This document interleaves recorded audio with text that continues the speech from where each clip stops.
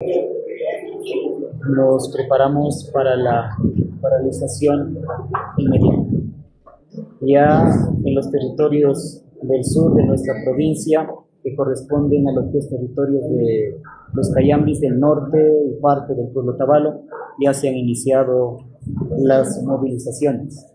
Y en ese sentido, lógicamente hoy se decidió de que vamos a plegar en forma inmediata los territorios. Y en ese sentido, pues de nuestra parte igual vamos a llevar estas resoluciones al Consejo Ampliado de la CONAIE que se realiza el día de mañana, para que también tengamos una decisión nacional para hacer el levantamiento y la lucha por nuestros derechos. No se sabe entonces el día que ustedes ya empiezan a pasar. Nosotros, ya lo digo, estamos ya ahorita en paralización.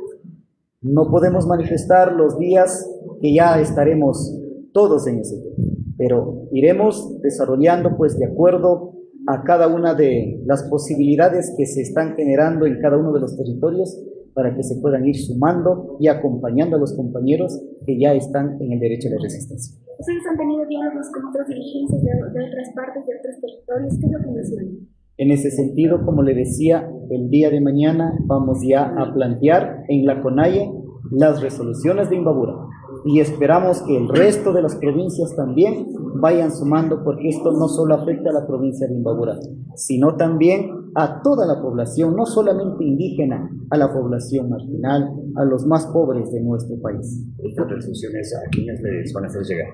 Las resoluciones, tendremos que compartir a todos los territorios para que tengan claro por qué vamos a marchar, porque lo que menos puede pasar es que las comunidades salgan sin saber a qué salen.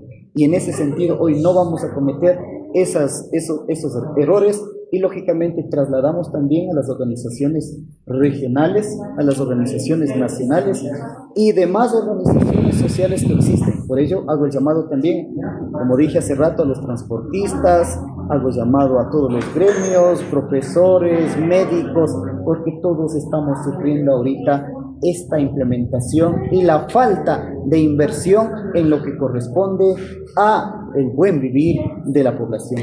Hay una resolución. Señora vicepresidenta del país como persona, al declarar a la vicepresidenta del país como persona no grata, ¿esto qué implica? ¿Que las personas saldrán expulsadas de aquí?